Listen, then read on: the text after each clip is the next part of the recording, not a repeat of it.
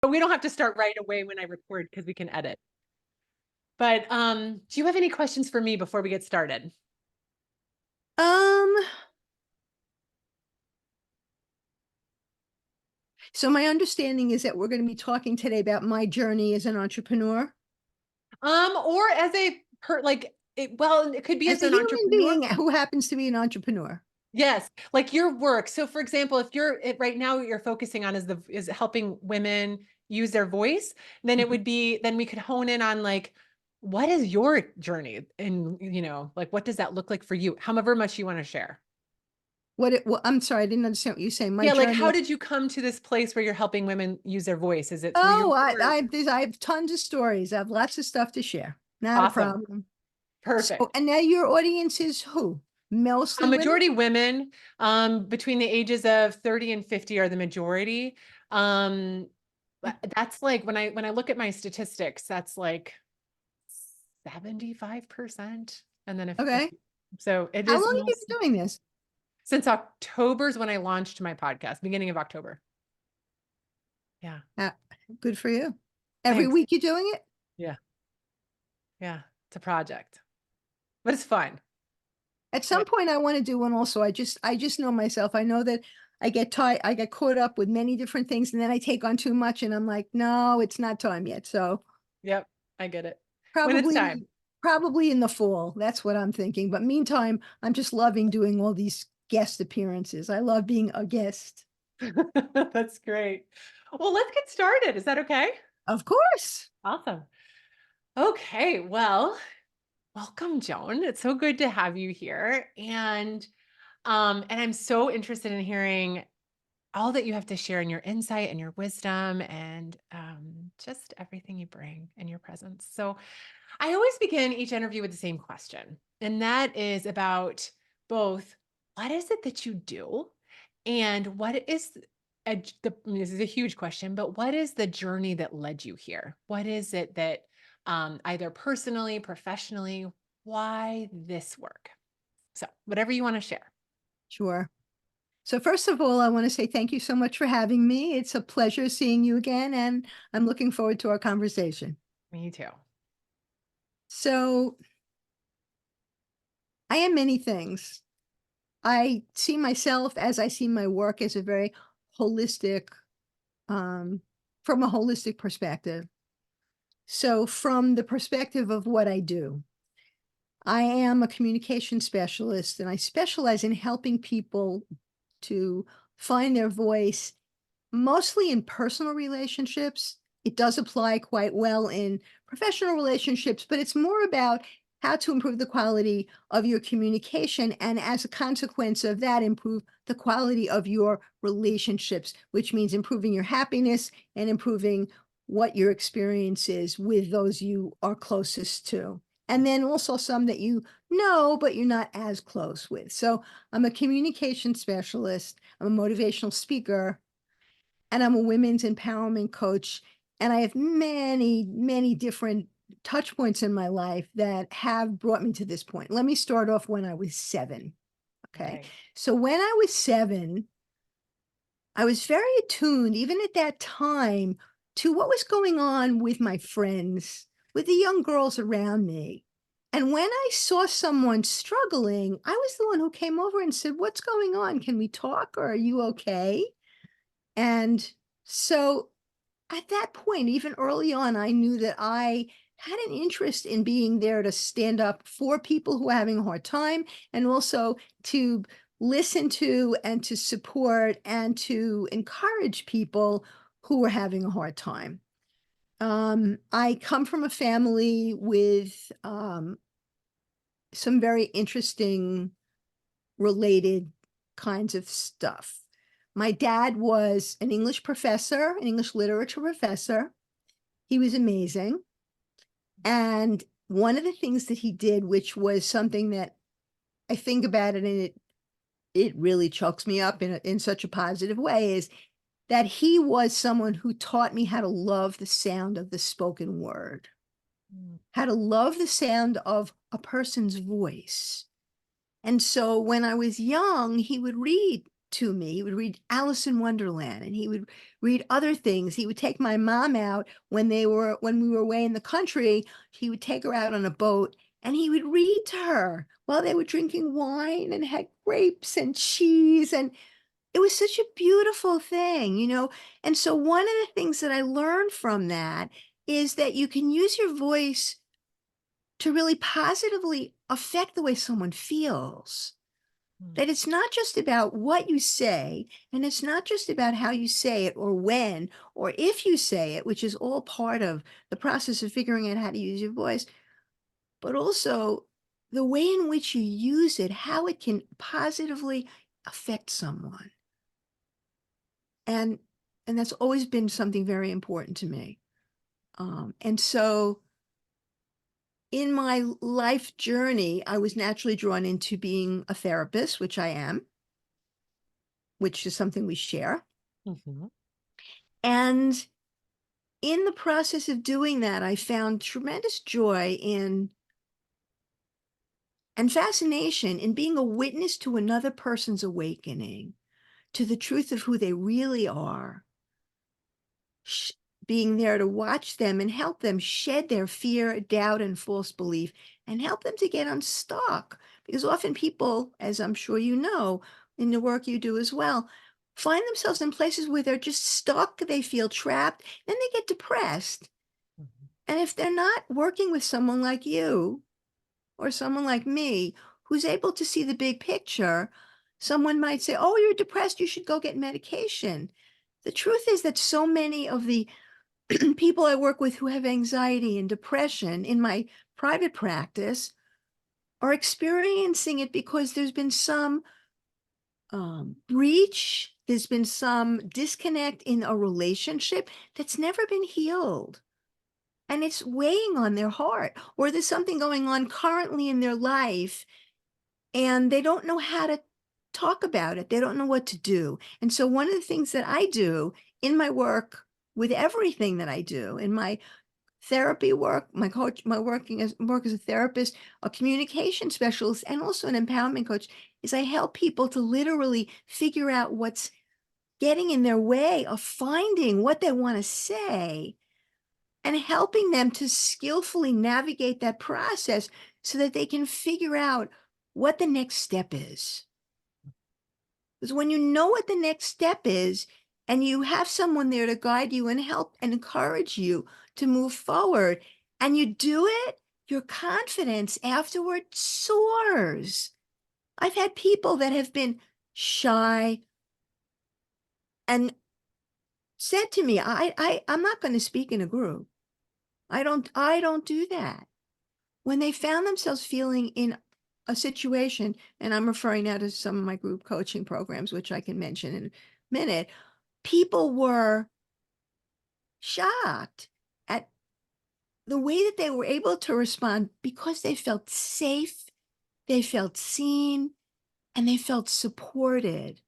And so many places in our lives, we yearn for that, and yet that isn't there for different reasons. But when people are in situations where they feel safe, seen, and supported, then they can open up and recognize that the stuff they thought was blocking them is something they can move out of the way. And once they do, the depression lifts, the anxiety reduces because they feel they have a path forward. And so my journey, in a way, has been helping other people to recognize that there is a path for them and help them clear the way so that they can move forward.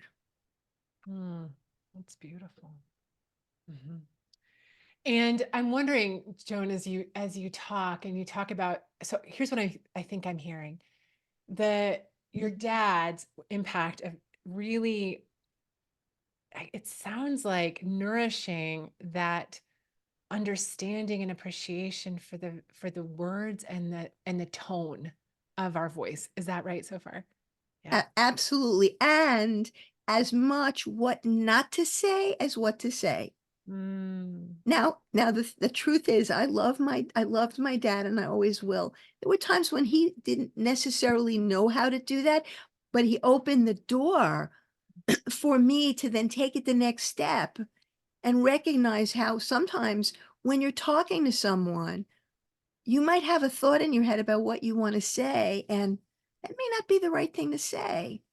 I mean, I feel for myself, I feel very blessed because since that's become so important to me, especially in my work, it's very important in my relationships, but especially in my work, to really be present with what's going on, hear what someone is saying, tune in to what the resonance is between us. And then as these thoughts are coming up in my mind about what I want to say, being able in my mind to shift it before it comes out in whatever I'm saying so that it's more skillful. And I think that's something that people can learn how to do. It has to do with tuning into your intuition and really sensing what's going to feel right in the moment. When you know how to do that, it really helps you a lot. Being able to really um, recognize that often less is better. This coming from someone I love to talk, but nevertheless, that less is better in most Mm. cases, especially in delicate situations. Um, and that there's so many things for women that get in their way of allowing that voice to come through. So I want to tell you another story because you asked me about how this journey came about. I'm going to share another one of Mhm. my favorites. So in March of 2020, I know you went through this, I'm sure. March of 2020, when the pandemic hit, everybody was like, what are we going to do? Mhm. And so someone said, I heard this platform, Zoom. I mean, I don't know what this is. We should try it. So I tried it. And the first 2 days, I hated it. I said, there's no way this is going to work. How am I going to do this? And then, like a day later, I thought, wait a minute, I see the possibility here. So one of the things that I will often say about myself is I try not to say never. Mm. I might say it's unlikely, but because whenever I've said never, I mean, I'm never going to be an astronaut. I'm never going to be, a brain surgeon. There are certain things I could say never to, but I try to keep my mind open. And so when I discovered that I thought Zoom was pretty cool and that I was able to maintain my practice, what I did was I started teaching meditation online. I did 9 free weeks because I just wanted to give to everybody in the world because everybody was hurting so badly at that point. And I thought that was kind of fun. I could do something else. So I came up with an idea, and the idea was doing some kind of a women's group. Now, many, many years ago, I worked in residential facilities with people discharged from state psychiatric hospitals, and I did every kind of group under the sun, and I love doing groups. So I have a lot of experience with it. So I got in touch with a number of women I was working with who I love to work with, who are wonderful, smart, sensitive, compassionate, nurturing, giving, really wonderful people. And said, I want to do a women's group. Are you interested? And they were like, okay, tell us more. I said, okay.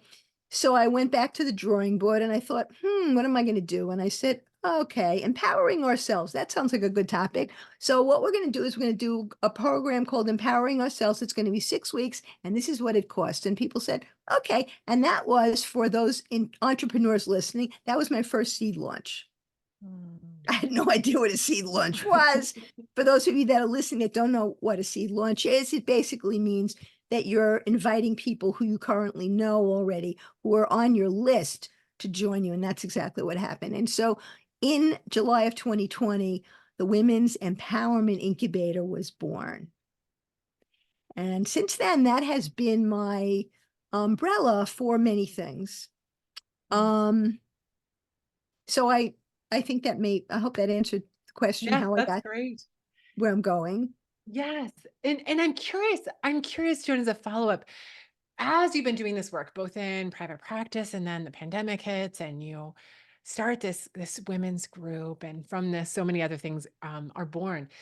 And specifically discerning, I mean, I love what you say. How I hear you is like there's this process of going in, I mean, on some level, tuning in, because I think in order to access our intuition, we have to be tuned in, right? At least, and I'll be curious what you think about that.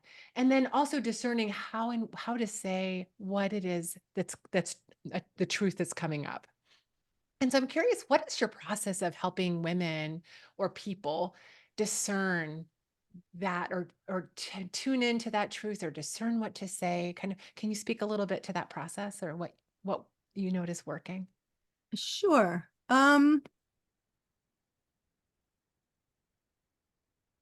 Well, the process of developing intuition is something that takes time. And so with someone that I'm working with who has a situation really specifically then they're struggling with it, we really basically tease it out and we take a look at all the different aspects of it. And I ask them all sorts of questions about background and history and what's going on with it and what their relationship was before with the person. Because one of the first things that I do when I'm working with someone before they have the intuition to attune into, right? Mhm. And to then use to make a decision, I help guide them around how to look at a situation and pick up from within that situation where the problems are and pick up where the opportunities are so that they can begin to learn how to do that. Mhm. So there's a concept I came up with. I actually love the name for it. It's called a communication saboteur. Hmm. When you hear that, you know exactly what I'm saying, right? Mhm. Someone who's not listening, someone who interrupts you, someone who contradicts you, someone who kidnaps the conversation and then doesn't let you say anything, someone who leads you to a dead end in a conversation. So, one of the things that we look for is how much potential is there in that relationship for such a conversation to even happen?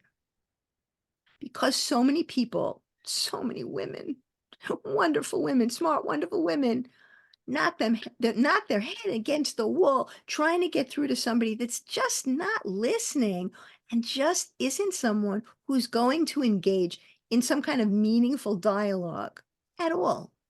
And so what we try to do is we try to eliminate that possibility from the top. If that person is one of the list of communication saboteurs that I've come up with, and we really kind of go back, then we go back. We say, well, okay, if that person seems like a competitive talker, that, for example, right, which I personally think should have been something on Seinfeld, but that's my opinion. Anyway, he had a loud talker, he had a soft talker. Coming from New York, I know what a competitive talker is like because I know a lot of them. I try not to be one, but I know a lot of it. So if the person fits a category, then we really tease it out a little bit more and say, okay, have you ever had an experience where something came up for you and you needed to share something with them and it worked out? And if time and time and time and time and time and time again it didn't, I said, you know what, maybe that's not a situation that's going to be worth your time and worth your value investing in. What's the point in investing in something that's just going to bring you aggravation, right? On the one hand. On the other hand, if it wasn't for the fact that we human beings change, you and I wouldn't be doing what we were doing. We would have nothing to do. Well, we'd have other things to do. But the point is, people can change. But so what we're looking for is what the potential is in the relationship and within that other person, possibilities for change. And so we look at the way that they deal with other situations. And then once there's a sense there could be some potential there, right? And oh, and the other thing we look at, which is something we do all the time with our therapy patients, I know, is to look at the history. What's the dynamic been between the two of them? How have they gotten along? Are they two people that just don't see eye to eye and they can't have a conversation, not because the other person doesn't want to have one, but the other person doesn't understand them? So, for example, a lot of the people that I work with are, they do yoga. And by the way, I'm also a yoga teacher. That's another thing that I've done in my lifetime, right? They do meditation. They love to read. They're very introspective people. And so when they're dealing with someone in their life who's not that way, and they start using language that people who have that orientation use, they get what? They get a blank stare. There's no connection there. So if that happens, if that's happening in a situation where someone is asking me for my guidance on it, one of the things I'll say is, well, I think that you need to figure out how to kind of define how much you are able, what exactly you're able to talk to this person about. So you could have a family member who you love dearly, and there's no way you're going to talk about certain subjects with them. And I'm not even talking about like politics. That's a conversation we're not here to have. But to be able to know that I love them and I want to still have a relationship with them, but those things just aren't going to work. So knowing which subjects to put to the side and how, how deep you can go. Some people you can't go that deep. Now, if you have a deep problem with somebody and you feel there's something that absolutely needs to be said, so a deep hurt or what have you, misunderstanding, that's a different story because then we look at, what are some of the reasons why it's so important for you to try to resolve this, and there are often many reasons. And then looking at, um, some of the dynamics in the misunderstanding, and I like to tease it out with them and again, ask them a lot of questions because sometimes I will find something within what they're saying to help give them a clue as to what that person's motivation might have been to say what they're saying. So sometimes it could be a person expresses something in one way, their intention is one thing, what they mean is one thing, and the way it comes across is another. So it could be a conversation about when you said this is what I understood you to say, and is that what you meant type of thing, which that's a conversation that can be had, but also, is there anything deeper? I mean, is it how deep is it? So if it's something very deep, that's a more challenging thing for a person to deal with because, as with most women, none of us, men, women, and men and women, right? None of us want to be faced with a really bad situation after we say what we say. So we hesitate because we're afraid of a bad outcome. We're afraid of conflict. We're afraid that the person won't understand us.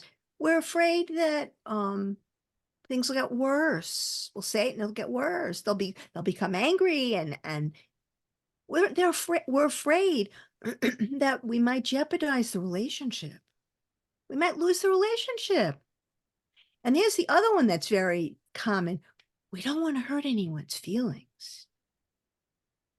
Oh my God, if I say that, I might hurt her feelings. Meanwhile, if you're holding hurt because of something that happened, and there's a possibility you can resolve a misunderstanding and then let go of that hurt you're holding in your heart, wouldn't that be a good thing to do?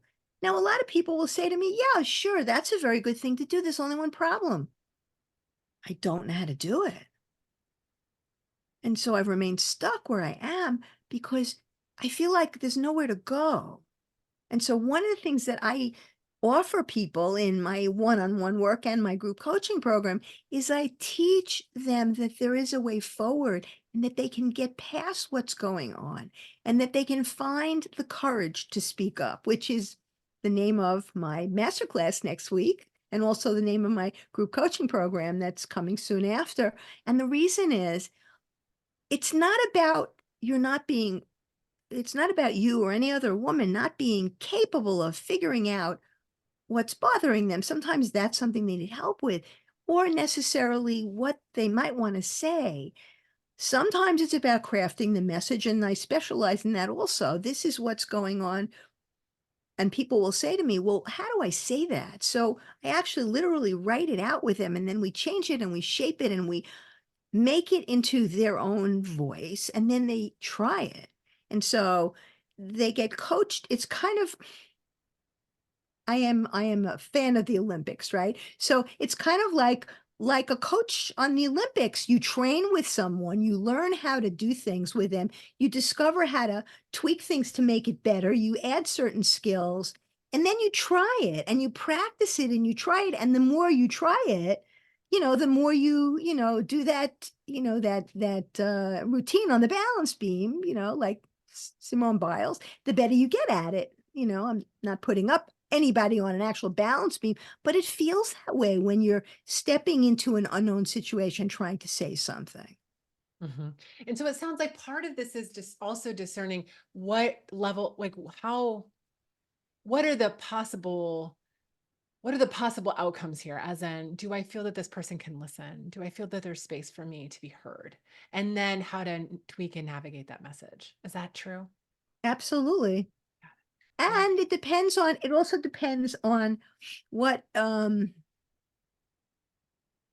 what's going on in the person's life now. So if they have a lot of other things happening that are stressing them out, if it's not the right time for them to try and share it, then we talk about other times. Timing is very important for a lot of reasons, not just the least of which is if someone has a lot of other stress and it's just more than they can handle right then, but also I do a lot of work with couples, and I love working with couples. Most people are say to me, "Oh, I can't do that. It's too much." I find it fascinating to see the difference between people in the room and to be able to draw out what each of them is saying. I can really pick up on that and then help share it with each other. Um, the um, the issue of timing is about, I mean, simple stuff. You know, you have a big issue to discuss, or you have something that's bothering you that's not so big, and you want to talk about it with your spouse, and you think you're going to do it at 8 o'clock at night after dinner. It's a terrible time, terrible time. You know, like you want to plan for what we're going to buy when we go shopping. That's fine. I mean, I think 8 is kind of late, but so what I say to people is never, never, never have any important conversation in the evening after work if everybody's working normal working out. No, come up with an agreed upon time, speak to your partner and say, I have something important I want to say. I have something I want to share with you. I'd like to set aside some time that would be good for both of us so that I can talk about it with you. And then plan for a time within which it's more likely that whatever you try to say will be heard, it will be received better, and it's more likely that the exchange between you will be successful. Yeah. And sometimes I wonder how this resonates with you. Sometimes I think that it's important for how that to communicate in to somebody that's in our family or a partner and it be constructive, as in like it move into something new. And then I wonder if sometimes people come to you to just simply hear, like speak their truth, knowing that, eh, that may not go so well, but it's more important to me to speak my truth regardless. Do you get people that come to you for that too? Oh, absolutely. I think a lot of it's validation of what they already know. I Mm. think that a lot of times people will come, and it's for other reasons as well, but this is a particular example. A lot of times people will come and they already have an inkling, or they have more than an inkling because they know the person I don't, that it's probably not going to work. And they want to hear themselves saying it to me. They want me to hear them. But in say in saying this is why therapy is so effective. When you hear yourself speak, you end up processing what you hear, and it helps you to get clearer on what you want to do. So sometimes people will do that, and I'm really a sounding board. And I'm like, okay. And they'll ask me, well, what do you think? And I'll say, what do you think? And then they'll say, well, what I was thinking was, okay, so this is what you were thinking. Let's take a look at that. What is it that you think is underneath what you're thinking? Because I'm not the one to answer for you, but let's flesh it out. I mean, there are times when people come and they'll ask me my opinion, and I'll share it, and I'll say, well, what do you think? But also the main thing is to really give them an opportunity to decide what it is they're already thinking. So yes, absolutely. People will come and they'll ask, I just I want to vent about it. I mean, so much of the work I do with many of my people has kind of a built-in component of that, because the idea of being seen to me, and this is very a therapeutic way of using the word, right? I know you know what I mean, right? The Mhm. idea of being seen is that someone gets you. They understand who you are. They understand why you have certain sensitivities to things. They understand why you love certain things. They get you. And so when you're with someone where they get you, or at the very least, as someone's first getting to know you, they appreciate you, and they're tuned into being appreciative. They're tuned into you with appreciation. It makes all the difference in the world. And sadly, many people don't feel seen. And so when you don't feel seen, it's more likely that you will stay in the shadows. Not always, but you'll be on the periphery or in the middle, but you won't be engaging as much because you don't feel that resonance. When people feel seen, there's a resonance. And then once they feel seen, they need to feel safe. Because sometimes when people really see you and they really know you and they are not the right person to be with, that's the worst thing. Because if you reveal yourself to someone with whom you're not safe and they see you too much, you wish they didn't see you, it's very, very frightening and it can be very threatening. So feeling seen and then feeling safe is very important. And then the third one is being supported, feeling that someone is there to support you, that has your back, that wants to hear what you're struggling with, and that knows what to say, or that if they don't, they'll sit there and they'll say, that sounds like you're having a really hard time. I'm sorry. Just to validate what's going on. There was a wonderful piece in can't remember which one it was. One of Brene Brown's books where she had a whole list of things, all the wrong things to say. And I had it at one point on a document, and I would share it with people as I was talking to them, and people were like, "Yeah, that happened to me," you know? So sometimes you want to be able to say something, you really do. And when you are able to really I wanna say sense into, but that means that you have the intuition to really, pick up on this, to be able to get an idea that you feel seen, to have confidence, that you feel safe, and that you feel supported in some way. And it doesn't have to be on the deepest level, but that there are certain things you can share and someone's gonna say, "Yeah," and you'll immediately feel better. There are times when you can have the briefest conversation with someone, and when someone says just the right thing, it's not that they're, like, looking to precisely come up with the right words. No, it's their nature to be supportive and caring and nurturing and interested and sincere and authentic. Then when they say something, it's like, oh, I mean, I have people like that in my life. I cherish those people. I have those other people also in my life. I limit how much I say to them because I know there's limited potential for that, And so I think it's a matter of, well, for me, over many years doing the work I do, I've kind of developed a process for helping people to figure that out. And I appreciate our conversation because as we're talking about it, part of what I'm doing is actually putting into words my process, which is something that I've wanted to do. So for that, I really thank you. I Oh, appreciate that. good.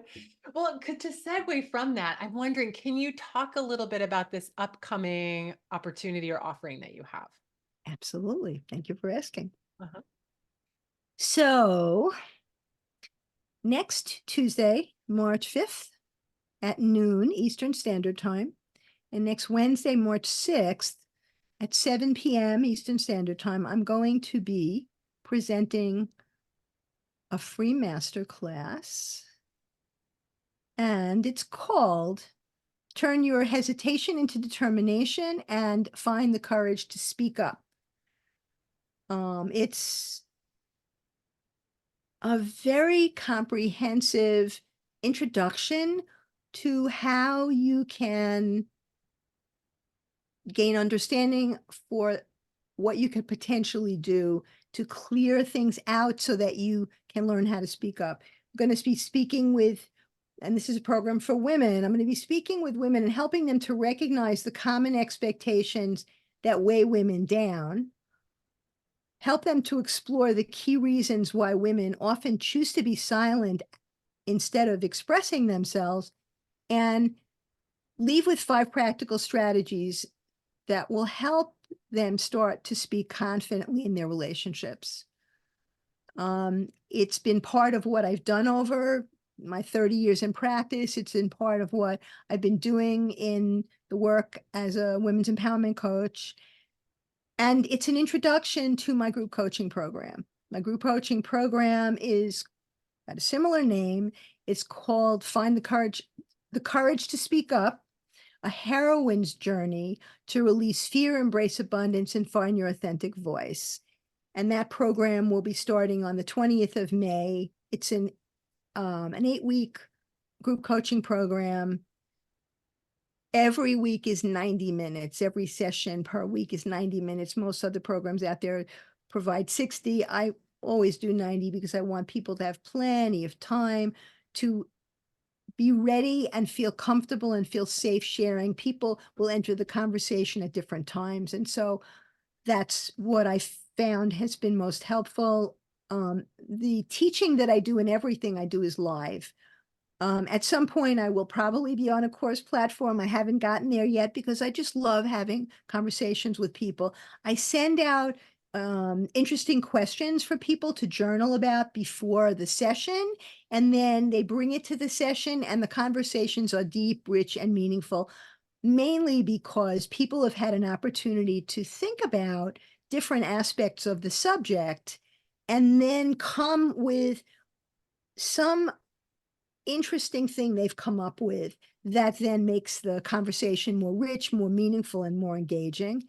And it's a process that moves people through looking at and understanding, excuse me, looking and understanding what the fears are and false beliefs, how that affects your thoughts, your feelings, and your actions, finding a way to embrace your abundance, to really look at what your mindset is about the situation and how you can shift into an abundance mindset and how that changes your comfort level with taking small and medium risks with asking for what you want, expressing what you need, having a conversation about something difficult, and then moving through to a place of really feeling clearer and feeling ready, and then actually having some kind of real life situation in which you apply these things. And so it's a combination of many things. It's group coaching, and there's a mastermind component because I'm with everybody the entire time, and it's the learning is in the sessions. Um, it has the component of being a women's community, and because I've taught yoga and was assisting for many years with some top level teachers at my yoga center, it has a feel of a retreat. I also bring meditation into it because I teach meditation. I've been teaching meditation for, I don't know, 25 years or something like that. And it's a very holistic experience where I make room for everyone, and everyone is welcome. And I think that's the key in so much of this. Everyone needs to be welcome. And we're living in a world where that's not the case, which pains me no end to keep seeing reality, that reality being reflected. And so my desire in the work I do, my vision and my passion is to create spaces where women can join with other women, talk about what's important to them as women and as human beings, and lift each other up. I bring a lot to the table. I do. I know this. But what I'm doing is not just about me. It's not like, oh, I'm so good. And I think I'm really good at what I do. People have said that I'm really good. I know that's true, but it's about co-creating. This is what women do so well. When they work together well, we create a web of support. Rather than a hierarchy, we create a web of support where people can join together and be there for one another and contribute in their own way to making something magical happen. And that's what happens in my programs. And again, I'm not going like this. I've seen this happen. I've witnessed it as I stand back and with great wonder and curiosity and gratitude, I watch women flower from going through this process. And that's my best reward, to see that happen and to see people be able to have that experience and then and be like, that was great. I love that. That was wonderful. Then the enthusiasm comes up and the energy comes up and the positive feelings come up because they've discovered that there's so much more within them than they knew was there. Mm. That's beautiful. I'm inclined, Joan, to end on that note. Unless there's anything else that you are feeling coming up that you want to share. Well, I want to leave with a message to all the women out there. Yeah. Don't underestimate yourself. Do whatever you need to do to find out more about how wonderful you truly are underneath all the stuff that's getting in the way. Find someone to help you. Find someone who can guide you and support you. Surround yourself with wonderful, wonderful, like minded women and be in community with them often. And most of all, take time for yourself to nourish and to grow yourself within, but also to nourish your body, mind, and spirit, because that's a key to so much of this. And never let anybody tell you that there are things you can't do. Oh, that's not possible. Not everything's possible, but leave yourself open to the fact that the only person who defines who you are and what you can potentially do is you. And if you don't give up on yourself, the sky is the limit as to what you can do. Thanks so much for being here today, Joan. Thanks so much for having me. I'm so glad we did this. Me too. You have links